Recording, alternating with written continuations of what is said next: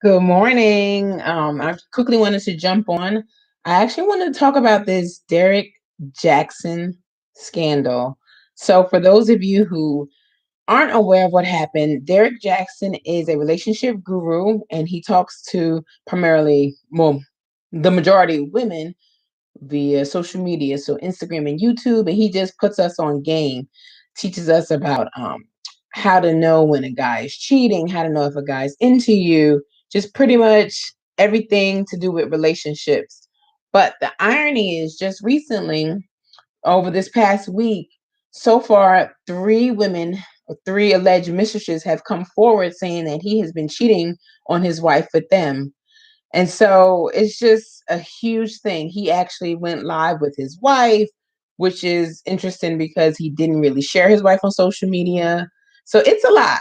But I just want to take away 7 key points that I find very interesting and things that we could just learn from this whole debacle, pretty much. So, number one, a few of the mistresses saying that they didn't go to his home. So they went to like more of a penthouse that didn't look lived in. And so, ladies, that is a sign. If a guy does not invite you to his home, you don't know where he laid his head. Either one or two things is going on. One, either he's married or in a committed relationship or lives with his baby mama, or two, he really is trying to freeload off of you. If he's always going to your home where you lay your head, yeah, he's homeless. He's trying to live with you, sis. So run from that. And then number two is that the three or the two interviews that I heard, the two mistresses said that he vilified his wife. So he was complaining, oh, her sex isn't good, or she doesn't please me like she does, or the list goes on. That is a sign. If a guy, hopefully you're talking to a guy who's not talking about his current wife, but maybe an ex, and if he vilifies her, if he complains about um things that she does or what she doesn't do, although he's been in a relationship with her for a number of years, that's a sign. If she was so bad, then why he stay with her? And best believe, if he talks about her like that, he's going to talk about you the same way. Okay, so the next one is to believe your own eyes and intuition. Sometimes, as women, we want this fairy tale of a relationship. And sometimes we are just in denial of what is really going on. So if things just don't seem right, things are just not adding up. He seems shady, he seems sneaky. Trust me, trust your own eyes and your intuition. It is God's given wit. Believe in it. The next thing I want to talk about is to know your worth and when to leave. So apparently, from their live stream, his wife and Derrick Jaxn himself explained that he was caught cheating numerous times, even before they even got married. And so I don't understand if somebody could be caught so many times cheating. Number one, why would you even marry him? Like, how is that okay? The thing about marriage, which people fail to realize, that it doesn't, things, whatever happened before the marriage, they don't change. In fact, either they get worse or they get exacerbated. So I don't understand why she thought that it would be okay to marry him and think that things would get better, especially now.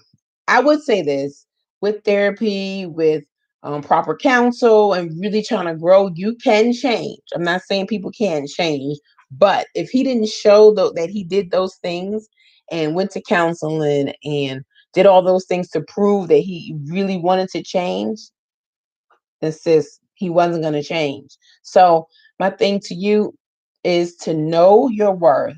When it is time to leave, leave. Things are not going to get better. They only get worse. All right, the next point I want to make is when men say they are separated. Okay, in my book, separated is still married. If you ask the federal government when you filing something, are you married or single? They don't ask separated. They don't ask any of those questions. Baby mama, this, that, and the third. Married or separated. I mean, married or single. Therefore, if a guy says he's married but separated, I need to see some legal separation paperwork. I really need to know because people play that separated game. It might be a week or 2 weeks and they're really trying to make it work. You don't even want to get involved in that situation because if he gets back with his wife after feelings are involved, after you sharing your body, all of those things, you might even get pregnant and he goes back to his wife, then what now? You have to do your due diligence to ensure that he is truly separating, legally separated. If not, he's married, sis. Move on. The next thing is Derrick Jaxn didn't seem sincere and apologetic. It's strange that he was caught in this situation and he never brought his wife on camera or social media, but now all of a sudden he brings her on and she's wearing a bonnet. She's just not put together. However, he is. I find that very interesting. I feel like he was definitely trying to spin this story to make himself um, look good. He even wrote a book in it all and trying to promote a book. Like you need to be one on one with your wife, work on some true healing because as we speak, there are women mistresses, alleged mistresses, who are still coming forward regarding their alleged relationship with Derrick Jaxn. He should have took the time to be apologetic. And he also went live reacting to his I'm cheating or I cheated on my wife video. It's so cringy. First of all, I mean, I get it. That's what you do. He does go live often and he reacts to different videos and social media and things like that. But, sir, that was not it. He referred, even in the video, he referred to himself in the third person, like just totally disassociated himself from what was going on or like the present. It was very strange and none of it seemed genuine. None of it seemed apologetic. So my tip right there is if a guy can't apologize for what he's doing or what he's done, move on because that's what you want. No one's perfect. So people do make mistakes. People fall short of whatever they intended to do. But if you are with someone who can apologize and move forward, then that's great. But if he can't apologize, it's going to be an uphill battle in that relationship. All right. So the next point was he blame shift. So although his words said, it wasn't, I didn't cheat on my wife because of any past trauma or what she did or what the mistress did, none of that. He blame shift and blamed his audience. So single women or women in relationships who just want to learn more about how to have a better, healthier relationship put him on this pedestal. And he blames the pedestal that these women put him on for making him feel perfect, although he's not perfect.